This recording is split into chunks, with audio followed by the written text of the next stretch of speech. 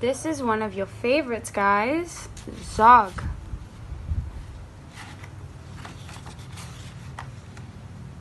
Madam Dragon ran a school many moons ago. She taught young dragons all the things that dragons need to know. Zog, the biggest dragon, was the keenest one by far. He tried his hardest every day to win a golden star. All the dragons in year 1 were learning how to fly. "Hi," said Madam Dragon, "way up in the sky. Now that you've been shown, you can practice on your own, and you'll all be expert flyers by the time you're fully grown." Zog went off to practice, flying fast and free. He soared and swooped and looped the loop, then crashed into a tree.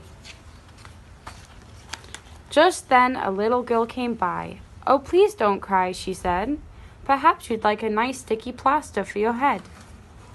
"What a good idea," said Zog. Then up and off he flew, his plastic gleaming pinkly as he zigzagged through the blue. A year went by, and in year 2, the dragons learned to roar. "More," said Madam Dragon, "louder, I implore.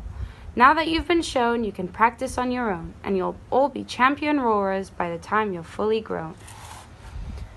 Zog went off to practice. He roared with fearsome force. He kept it up for hours, but then his throat grew hoarse.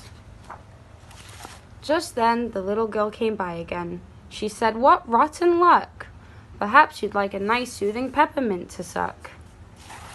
"What a good idea," said Zog. Then up and off he flew, and breathing fumes of peppermint, he zigzagged through the blue. A year went by, and in year 3, the dragons learned to blow. "No," said Madam Dragon, "breathe out fire, not snow.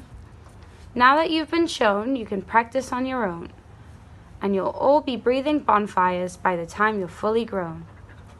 Zog went off to practice. He blew with all his might. He twirled around in triumph, and his wingtip caught alight. Excuse me, Lola. Just then the girl came by again. She said, "You poor old thing. Perhaps you'd like a nice stretchy bandage for your wing." "What a good idea," said Zog. Then up and off he flew, his bandage flapping wildly as he zigzagged through the blue. All the year 4 dragons were learning, can you guess? "Yes," said Madam Dragon, "how to capture a princess. Now that you've been shown, you can practice on your own.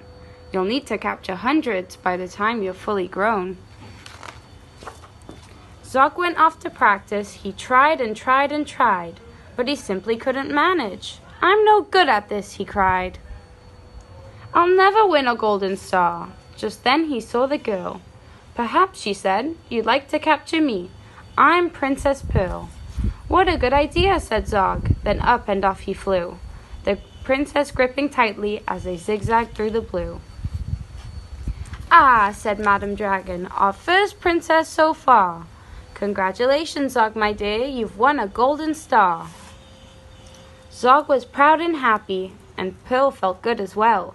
She took the dragons' temperatures and nursed them when they fell. A year went by, and in year 5, the dragons learned to fight. "Right," said Madam Dragon. "Here comes a real live knight." Up spoke the knight. "My name," he said, "is Gadabout the Great. I've come to rescue Princess Pearl. I hope I'm not too late." Zog breathed fire and beat his wings. "You can't! She's mine!" he roared. "Oh, no, she's not!" yelled Gadabout, and waved his trusty sword. The other dragons crowded round and watched them all agog. Who was going to win this fight, Sir Gadabout or Zog? Then Princess Pearl stepped forward, crying, "Stop, you silly chumps! The world's already far too full of cuts and burns and bumps. Don't rescue me! I won't go back to being a princess and prancing around the palace in a silly frilly dress. I want to be a doctor and travel here and there, listening to people's chests and giving them my care." "Me too!" exclaimed the knight, and took his helmet off his head. "I'd rather wear a nice twisty..." "Me too!" exclaimed the knight, and took his helmet off his head. "I'd rather wear a nice twisty stethoscope," he said. "Perhaps, Princess, you'll train me up." And Pearl replied, "Of course, but I don't see how the two of us could fit upon your horse." Then Zog said, "Flying doctors, I'd love to join the crew. If you'll let me be your ambulance, then I can carry you." "Bravo," said Madam Dragon, "an excellent career." And all the Year 5 dragons gave a loud resounding cheer. Then Madam Dragon told the horse, "I really hope you'll stay. I'll let you be my pupil's pet and feed you lots of hay."